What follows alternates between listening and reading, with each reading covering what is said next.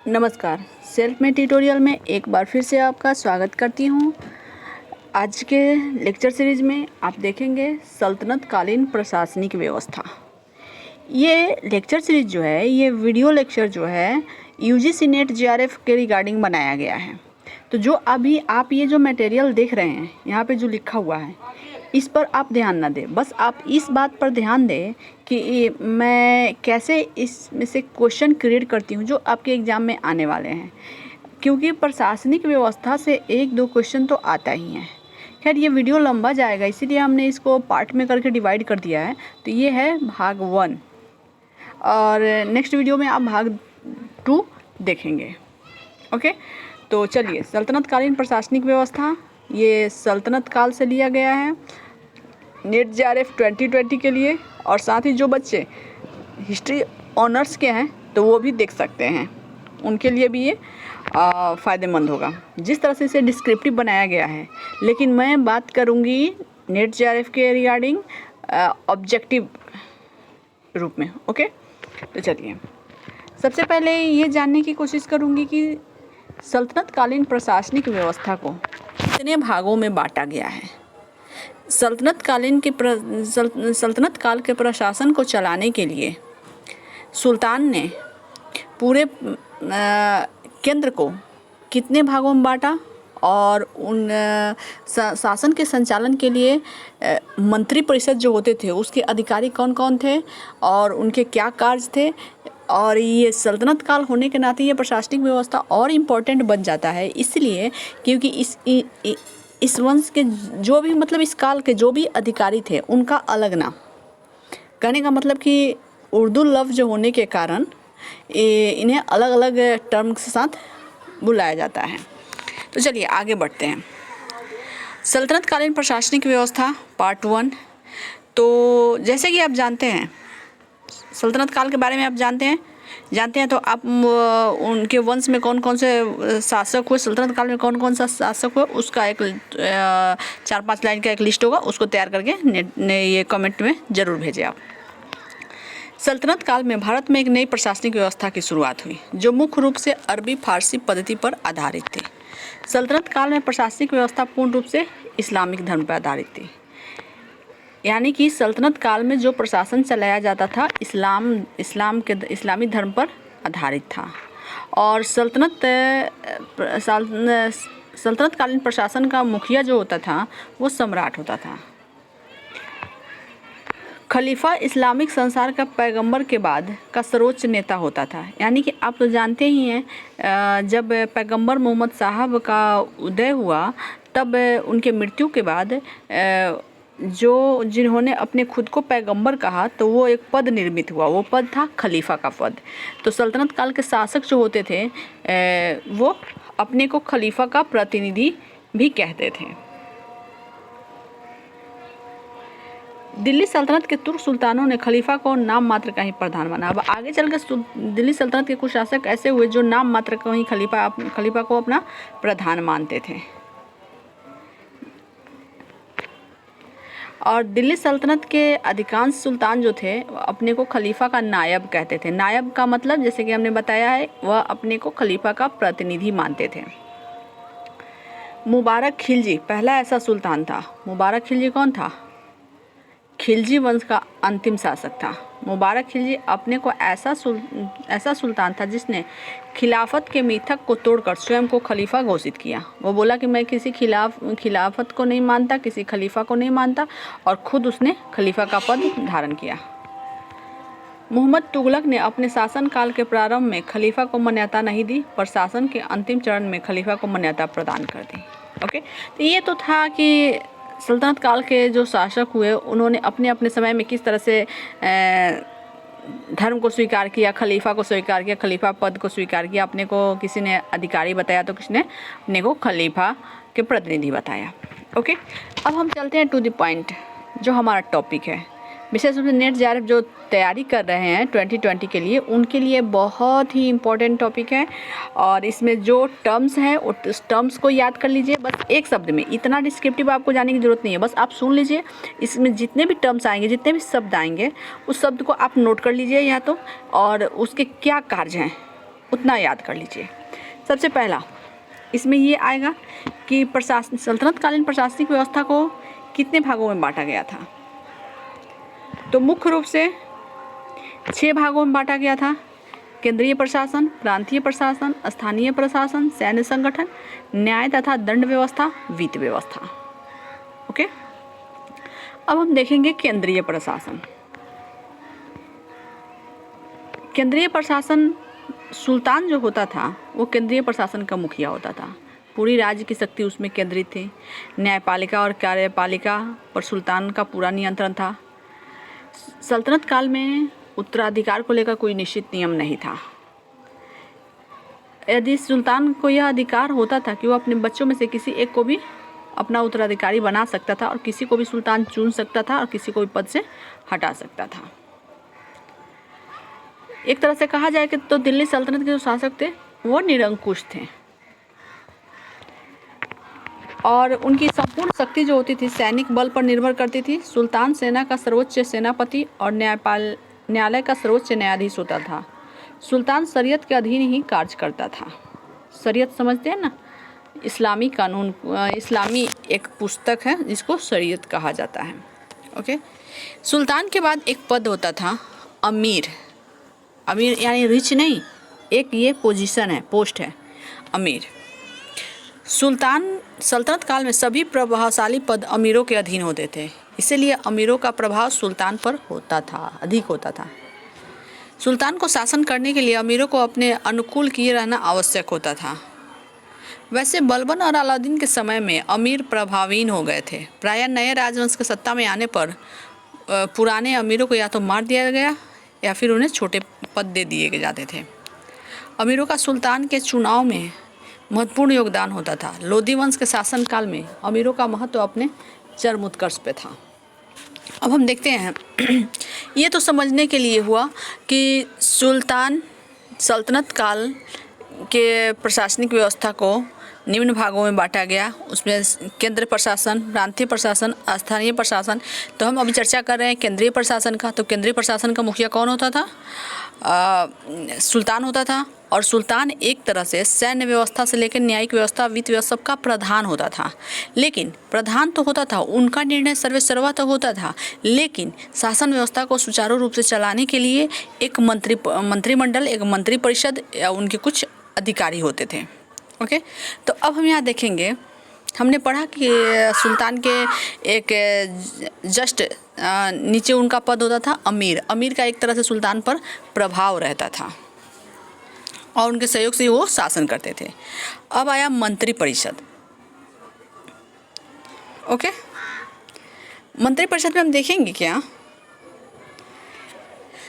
ये तो हमने कहा कि सत्ता की धुरी सुल्तान होता था, फिर भी विभिन्न कार्यों को कुशल संचालन हेतु एक मंत्रिपरिषद की आवश्यकता पड़ती थी, जिसे सल्तनत काल में मजलिस ए खलवत। चलिए अब हम आ गए अपने टॉपिक पे। जो भी टॉपिक या टर्म्स लिखा हुआ है जैसे मजलिस ए खलवत, क्या होता था? तो जो नेट जेआरएफ के जो स्टूडेंट्स हैं वो इन टर्म्स को विशेष रूप से याद करें। इन्हें किसे कहा जाता है ये टर्म्स, मतलब उर्दू भाषा में है ये, हिंदी में इसका अर्थ क्या होता है वो ज़रूर नोट करते जाएं। विशेष ये डिस्क्रिप्टिव लिखे या ना लिखे, लेकिन ये टर्म्स जो है अच्छे से याद कर ले। और जो ऑनर्स पेपर के जो विद्यार्थी हैं जो डिस्क्रिप्टिव वो आंसर तैयार कर रहे थे, तो टोटल आप लिख सकते हैं। इसीलिए मैंने दोनों को ध्यान में रखते हुए ये वीडियो मैंने बनाया है। जैसे मजलिस ए खलवत, मंत्रिपरिषद होता था जिसे सुल्तान काल में, तो इस मंत्रिपरिषद को सल्तनत काल में मंत्रिपरिषद को क्या कहा जाता था? मजलिस ए खलवत। या ये कहें कि मजलिस ए खलवत क्या है? मंत्रिपरिषद को सल्तनत काल में मजलिस ए खलवत कहा जाता है। मंत्रिपरिषद की सलाह मानने के लिए सुल्तान बाध्य नहीं होता, वह इनकी नियुक्ति और पदमुक्ति अपनी इच्छा से अनुसार कर सकता था। मजलिस ए खास, ठीक है। अब देखिए मजलिस ए खास क्या है? तो मजलिस ए खास में मजलिस ए खलवत की बैठक हुआ करती थी। यहाँ पर सुल्तान कुछ खास लोगों को बुलाता था। मजलिस ए खलवत मंत्रिपरिषद होता, मजलिस ए खास में मजलिस ए खलवत की बैठक होती थी। बार ए खास, हमने इसलिए इस सबको अलग अलग करके लिखा है। बार ए खास में सुल्तान सभी दरबारियों, खानों, अमीरों, मालिकों और अन्य रईसों को बुलाता था। यानी कि बार ए खास में मजलिस ए खास में तो सुल्तान के कुछ खास लोगों की ही बैठक होती थी, लेकिन बार ए खास में सुल्तान सभी दरबारियों, खानों, अमीरों को भी बुला के जो भी मशवरा करना होता था वो करता था। अब एक टर्म आया ये भी, बार ए आजम। बार ए आजम में सुल्तान राजकीय कार्यों का अधिकांश भाग पूरा करता था। यहाँ पर विद्वान, मुल्ला, काजी भी उपस्थित रहते थे। राजकीय कार्यों का अधिकांश भाग यानी बार ए आजम जो था, बार ए आजम में राजकीय कार्य जो होते थे उसको वो पूरा करता था। यानी कि मंत्रिपरिषद के कितने टर्म्स निकल के आए, मजलिस ए खलवत, मजलिस ए खास, बार ए खास, बार ए आजम। यानी मजलिस करके 2 टर्म आया हुआ है, बार ए खास और बार ए आजम, ये 2 टर्म आया हुआ है। ओके, तो इस तरह से मंत्रिपरिषद के जो थे उसके 4 टर्म हैं। आप इसको कॉपी में नोट कर लें, क्योंकि इससे एक क्वेश्चन तो आना ही है। हम आगे बढ़ते हैं।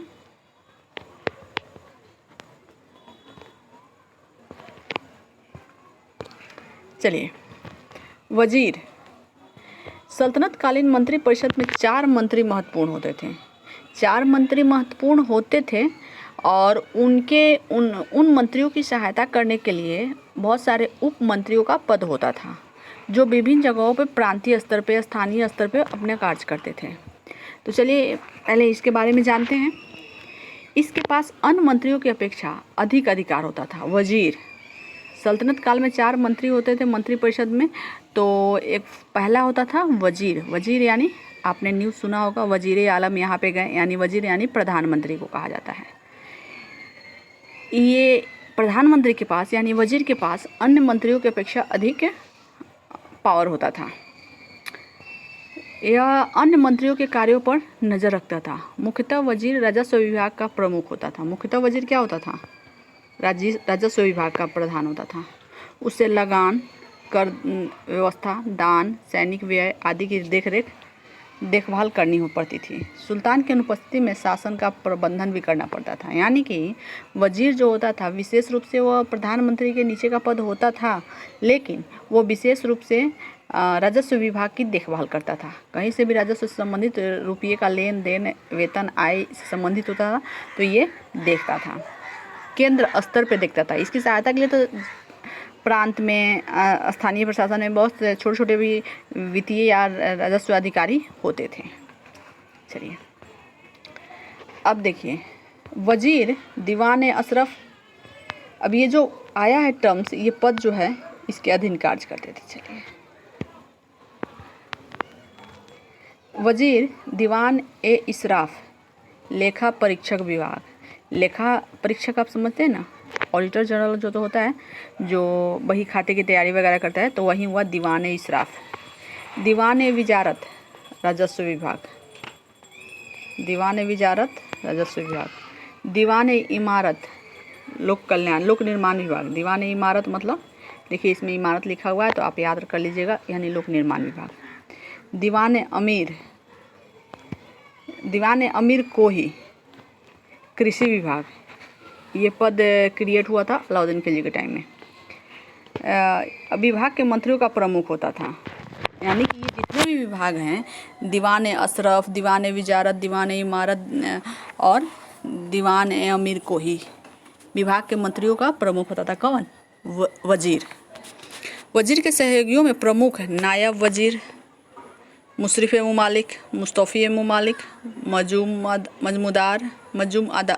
मजमुदार, खजीन यानी खजांची भी होते थे। ओके, तो ये तो रहा उनकी सहायता करने के लिए। थोड़ा छोटा पद है, नायब वजीर, मुशरिफ ए मुमालिक, मुस्तफ़ी ए मुमालिक, मजमुदार, खजीन इत्यादि। अब बाकी ये पद, दीवान अशरफ, कितना पद हुआ? 1 2 3 4। दीवान अशरफ लेखा परीक्षक हुआ, दीवान विजारत राजस्व विभाग, दीवान लोक कल्याण निर्माण, और एक हो गया दीवान अमीर कोई यानी कृषि विभाग। एक कृषि विभाग से आया, लोक निर्माण विभाग से आया, एक राजस्व विभाग से आया, और एक लिखा पढ़ी करने वाला, बही खातों की देखभाल करने वाला दीवान अशरफ हो गया। तो ये वजीर के अधीन रहने वाले अधिकारी होते थे जो उनके कार्यों की देखभाल करते थे। नायब वजीर जो होता था, वजीर की अनुपस्थिति में, देख लीजिए यहाँ पे नायब वजीर एक अधिकारी था। जब वजीर अनुपस्थित होता था तो उनके स्थान पर उसके कार्यों और उसके सहयोगियों के रूप में कार्य करता था। चलिए अब इन सब के कार्यों के बारे में बात करेंगे हम, जो भी आपने देखा।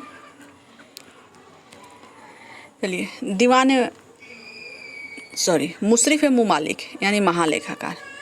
महालेखाकार का क्या चार हमने बताया ना, मुशरिफ मुमालिक, मुस्तफ़ी मुमालिक, मजुमदार, खजीन भी होता है, कहीं खजान भी लिख दिया। तो मुशरिफ मुमालिक जो होता था यह प्रांतों एवं अन्य विभागों से प्राप्त होने वाली आय और उसके व्यय का लेखा जोखा रखता था। नाजिर इसका सहायक होता था। नाजिर का आप लोग नाम सुने होंगे, अभी भी ब्लॉक में जाइए तो एक नाजिर होता है जो इसकी देखभाल करता है।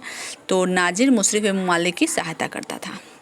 मुस्तफ़ी मुमालिक, आप लोग जो भी हैं इसको अच्छे से याद कर लीजिएगा। आप याद कर लीजिएगा, पहले थोड़ा अच्छा नहीं लगेगा, लेकिन जब याद कर लीजिएगा तो आपको बहुत अच्छा लगेगा। महालेखा परीक्षक मुस्तफ़ी मुमालिक, यह मुशरिफ द्वारा तैयार किए गए लेखों जोखों की जांच करता था और कभी कभी यह मुशरिफ की तरह आय व्यय का निरीक्षण करता था।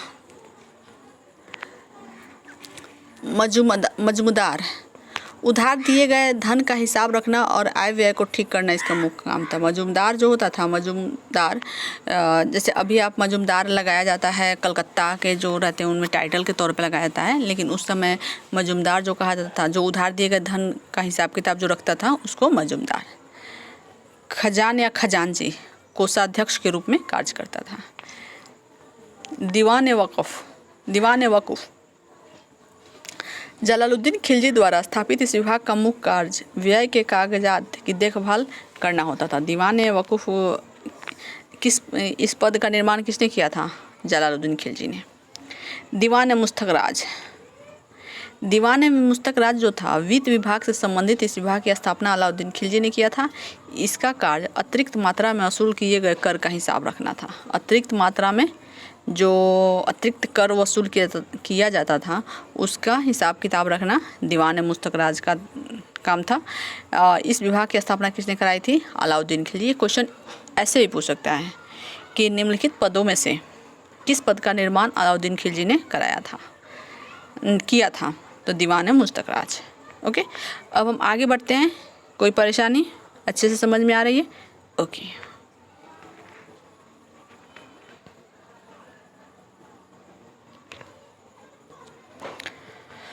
दीवान मुस्तक राज तो हुआ। अब हम देखते हैं दीवान अमीर कोही, यानी जो हमने सब पढ़ा था वजीर के जो मुख्य अधिकारी होते थे। तो दीवान अमीर कोही की स्थापित इस विभाग की स्थापना जो किया था किसने किया था? मोहम्मद बिन तुगलक ने, जिसका मुख्य कार्य मालगुजारी व्यवस्था की देखभाल करना, भूमि को खेती योग्य बनाना, ये समस्त विभाग दीवान विजारत विभाग से नियंत्रित होते थे। एक दीवान विजारत विभाग होता था, तो जो भी कार्य होते थे मालगुजारी व्यवस्था की देखभाल करना, भूमि को खेती योग्य बनाना, ये दीवान विजारत विभाग से नियंत्रित होता था। दीवान विजारत वजीर का कार्यालय होता था। ओके, क्वेश्चन ये भी आ सकता है, वजीर के कार्यालय को क्या कहा जाता है? दीवान विजारत। विजारत को एक संस्था में प्रयोग करने की प्रेरणा अब्बासी खलीफाओं ने फारस से ली थी। दिल्ली सल्तनत के प्रारंभिक वजीरों में कुतुबुद्दीन ऐबक, ताजुद्दीन, अल्दौज, नसरुद्दीन कुबाचा आदि थे। अच्छा, अब आप सोच रहे होंगे कि कुतुबुद्दीन ऐबक को हमने वजीर क्यों कहा? तो पहले कुतुबुद्दीन ऐबक जो था मोहम्मद गोरी का वजीर था, तो प्रमुख वजीर जो कहा गया तो उसमें कुतुबुद्दीन ऐबक का भी नाम आता है। ताजुद्दीन, अल्दौज, नसरुद्दीन कुबाचा आदि थे। वजीर का पद दिल्ली सल्तनत में फिरोज तुगलक के समय में अपने चरमोत्कर्ष पे था। लोदियों के शासनकाल में यह पद महत्वहीन हो गया। यानी कि वजीर जो पद होता था प्रधानमंत्री का पद, तो और जितने भी मतलब सल्तनतकालीन गुलाम वंशी शासक हुए थे इसमें उतना मतलब मीडियम है महत्व, उतना ऐसा नहीं कि नहीं दिया गया, महत्व था लेकिन उतना इम्पोर्टेंस नहीं था जितना ये अपने चरमोत्कर्ष पे था। किसके समय में? फिरोज शाह तुगलक के समय में। ओके, लेकिन लोदियों के समय में आते आते ये पद महत्वहीन हो गया। अब हम देखते हैं आरिज मुमालिक। ओके, आरिज मुमालिक जो होता था सैन्य विभाग का प्रधान होता था। इसका महत्वपूर्ण कार्य सैनिकों की भर्ती करना, घोड़ों का हुलिया रखना, रसद की व्यवस्था करना। अच्छा, घोड़ों की हुलिया रखना आप जानते हैं? यदि आप जानते हैं तो हमें ज़रूर लिखें कि हुलिया रखना क्या है, दाग प्रथा क्या है। अगर जानते हैं तो हमें ज़रूर बताएं। सेना का निरीक्षण करना, सेना की साज सज्जा की व्यवस्था करना, इसका काम होता था किसका? आरिज मुमालिक का। आरिज मुमालिक के विभाग को दीवान अर्ज कहा गया। अच्छा, दीवान अर्ज, आरिज मुमालिक के विभाग को क्या कहा गया? दीवान अर्ज। दीवान अर्ज की स्थापना किसने की थी? बलबन ने की थी। ये क्वेश्चन हमेशा पूछता है। जैसे दीवाने अमीर कोही की स्थापना, दीवान अर्ज की स्थापना किसने की थी? दीवान अर्ज की स्थापना तो बलबन ने, अमीर कोही का तुगलक ने, अलाउद्दीन खिलजी का एक था मुस्तकराज, उसकी स्थापना अलाउद्दीन खिलजी ने की थी। ये चारों ऐसा पेयर है जो हमेशा पूछता है एग्जाम में। अब हम देखते हैं वकील ए सुल्तान। वकील ए सुल्तान क्या है? नसरुद्दीन महमूद द्वारा स्थापित इस विभाग का कार्य उस शासन व्यवस्था और सैनिक व्यवस्था की देखभाल करना होता था। यह विभाग कुछ दिन बाद अस्तित्वहीन हो गया। महमूद द्वारा स्थापित इस विभाग का कार्य शासन व्यवस्था देखना था, लेकिन बाद में ये ज़्यादा दिन नहीं रहा। ओके, अब हम आगे बढ़ते हैं। दीवान इंसा। दीवान इंसा क्या था? साहिब पत्र व्यवहार। साहिब पत्र व्यवहार के कार्य का भार इस मंत्री पर होता था। यानी कि राजा सुल्तान की तरफ से जो साहिब पत्र व्यवहार होता था, पत्रों का लेन देन होता था, उसकी देखभाल दीवान इंसा करता था। यह सुल्तान की घोषणाओं एवं पत्रों का मसवीदा तैयार करता था। दबीर एवं लेखक इसके सहयोगी होते थे। दबीर, आप पद एक याद कर लीजिएगा, एग्जाम में आया भी है। दबीर किसको कहा गया है? जो दीवान इंसा के सहयोगी होते थे। फिरोज तुगलक के समय में इसका स्तर मंत्री का नहीं रह गया। फिरोज तुगलक के समय में ये इसका स्तर मंत्री का नहीं रह गया, एक साधारण अधिकारी का रह गया। एक आया दीवान रसालत। दीवान रसालत क्या है? इस मंत्री के कार्यों के बारे में विवाद है। संभवतः यह मंत्री विदेशों से पत्र व्यवहार तथा विदेशों को भेजे जाने वाले एवं विदेशों से आने वाले राजदूतों की देखभाल करता था। दीवान रसालत का ये कार्य होता था, जो विदेश से जो आते जाते थे उनकी पूरी देखभाल करता था, राजदूतों की भी देखभाल करता था। इन मंत्रियों के अतिरिक्त कुछ और भी मंत्री होते थे। चलिए हम देखते हैं। इन मंत्रियों के अतिरिक्त कुछ और मंत्री कौन कौन होते हैं? नायब ए मामलिकात। इस पद की स्थापना जो है इल्तुतमिश के पुत्र बहराम शाह के समय में उसके सरदारों द्वारा की गई। इस पद का महत्व अय्यूब सुल्तान के समय में अधिक रहा है। ऐसी स्थिति में यह पद सुल्तान के बाद माना जाता है। नायब के पद सर्वाधिक प्रयोग बलबन में है। यानी कि मैं बता दूं आपको, नायब एक पद जो था, नायब मामलिकात, एक तरह से राजा के समकक्ष, या कहे कि राजा से जस्ट नीचे का पद होता था। एक तरह से वो राजा पर उसका पूर्ण अधिकार होता था। यह पद का सृजन जो हुआ बहराम शाह के समय में हुआ। बहराम शाह कौन था? इल्तुतमिश का उत्तराधिकारी था। और ये पद तब ज़्यादा चरमोत्कर्ष से पहुंचा जब सुल्तानों के उत्तराधिकारी जो थे अयोग्य साबित हुए। बलबन ने इस पद का सर्वाधिक प्रयोग किया, और बलबन भी एक नायब ही था। वो नायब बना नसरुद्दीन महमूद का, और फिर से वो पूरे राज्य को हथिया भी लिया। अब एक दूसरा पद आता है सद्र उस सुदूर। यह धर्म विभाग एवं दान विभाग का प्रमुख होता था। सद्र उस सुदूर क्या था? धर्म एवं दान विभाग का। राज्य के प्रधान काजी एवं सद्र उस सुदूर का पद प्राय एक ही व्यक्ति को दिया जाता था। यानी काजी जो होता था वही सद्र उस सुदूर का भी प्रमुख होता था। मुसलमानों से लिए जाने वाले कर ज़कात पर इस अधिकारी का अधिकार होता था। मस्जिदों, मकतबों, मदरसों के निर्माण के लिए धन मुहैया कराता था। ओके, अब हम आगे बढ़ते हैं। काजी उल क़ज़ात सुल्तान के बाद न्याय का सर्वोच्च अधिकारी होता था। प्रायः मुकदमे इसी के न्यायालय में शुरू किए जाते थे। यह अपने से नीचे काजियों के निर्णय पर फिर से विचार करने का अधिकार रखता था, और प्रायः यह पद उस सुदूर के पास ही रहता था। ओके, तो देखिए इन मंत्रियों, बहुत ही इम्पोर्टेंट ये मंत्री है, नायब, सदर उस सुदूर, काजी उल कजात। अब एक आता है वरीद ए मुमालिक। गुप्तचर, वरीद ए मुमालिक कौन होता था? गुप्तचर विभाग का प्रधान होता था। इसके अधीन गुप्तचर, संदेशवाहक एवं डाक चौकियाँ होती थी। ओके, तो जो मंत्री हमने पहले पढ़ा उसके अतिरिक्त 4 मंत्री जो हैं, अब ये जो आप एक बार याद कर लोगे ना, तो जितना भी आप जैसे कि बहमनी साम्राज्य भी आप पढ़ोगे तो ये सारे पद उसमें होंगे। सल्तनत काल के जितने भी शासक हुए उनके अंतर्गत ये सारे पद थे। नायब, सदर उस सुदूर एक धर्म विभाग का अधिकारी होता था। काजी उल कुजात, जिसे काजी का ये न्याय विभाग था, धार्मिक व्यक्ति लेकिन न्यायिक प्रशासन को भी यहीं देखता था। और वरीद मुमालिक ये गुप्तचर विभाग का प्रधान अधिकारी होता था। इसके अलावा अब हम पढ़ेंगे कुछ और छोटे छोटे पद, अधिकारियों के पद होते थे, बहुत ही इंपॉर्टेंट। उसके टर्म्स यानी उसके शब्द आपको बार बार कंफ्यूज करेंगे, तो आप एक कॉपी पेन लीजिएगा और इसको सबको नोट कर लीजिएगा। भले ही आप इतना डिस्क्रिप्टिव ना पढ़ें, ये अलग बात है, लेकिन ये नाम आप एक लिस्ट बना के आप जहाँ हमेशा पढ़ते हो वहाँ पर टांग दीजिएगा, बार बार देखने से, और उसके कार्य को एक लाइन में कि इसका मुख्य कार्य क्या होता था लिख के, ताकि आप बार बार देख कर आपको याद हो जाए।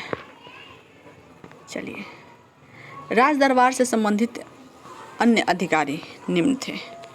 ये अधिकारी बहुत ही इंपॉर्टेंट है। जैसे वकील दर, छोटा छोटा पद है, आप बार बार कंफ्यूज भी होइएगा। यह पद अत्यंत महत्वपूर्ण होता था। शाही महल और सुल्तान की व्यक्तिगत सेवाओं की देखभाल करता था। ओके, शाही महल और सुल्तान की व्यक्तिगत सेवाओं, कौन था? वकील ए दर। बाखक, यह दरबार की शानो शौकत और रस्मों की देखरेख करता था। बाखक। अमीर हाजिब, अमीर हाजिब क्या था? सुल्तान से मिलने वालों की जांच पड़ताल करता था। अब ये छोटा छोटा पद हुआ, छोटे छोटे अधिकारी हुए, बहुत ही इंपॉर्टेंट अधिकारी। जब टर्म्स की तरफ से जब आपके क्वेश्चन पूछे जाते हो जैसे नेट में, तो इस तरह के छोटे छोटे टर्म्स जो है आपको परेशान करेंगे, इसलिए आप इसको अच्छे से याद कर लें। अमीर शिकार, यह सुल्तान के लिए शिकार की व्यवस्था करता था। अमीर ए मजलिस, शाही उत्सव एवं दावतों का प्रबंधन करता था। सर ए जानदर, सर ए जानदर सुल्तान के अंगरक्षकों का अधिकारी होता था। ओके। अमीर ए आखुर, यह अश्वशाला का अध्यक्ष होता था। सहना ए पील, ये तो भाई बहुत इम्पोर्टेंट है। सहना ए पील जो है ना बहुत इम्पोर्टेंट है। ये हस्तशिला का हस्तिशाला, हस्ती मतलब हाथियों की जो झुंड सेना होती थी उसका अध्यक्ष होता था सहना ए पील। दीवान इस्तेहाक, पेंशन विभाग होता था। दीवान इस्तेहाक पेंशन विभाग, इसकी स्थापना किसने किया था? फिरोज शाह तुगलक ने। फिरोज शाह तुगलक ने 4 विशेष विभागों की स्थापना की थी। चलिए यहाँ पे देख लीजिए, यहाँ पे है दीवान इस्तेहाक, दीवान खैरात। आप याद कीजिएगा, जैसे कोई कहता है ना कि ये खैरात में मिलने वाला है, तो यानी क्या? दान में। तो दान विभाग की स्थापना किया था किसने? फिरोज शाह तुगलक ने। दीवान बंदनगान यानी दास विभाग, दासों की देखभाल करने के लिए दास विभाग की स्थापना किया था किसने? फिरोज शाह तुगलक ने। तो इसने 3 विभागों की मुख्य रूप से, और एक और है चरगाह कर नहीं, टैक्स, वो अलग चीज़ है, टैक्स में है। ये विभागों की स्थापना ये किया।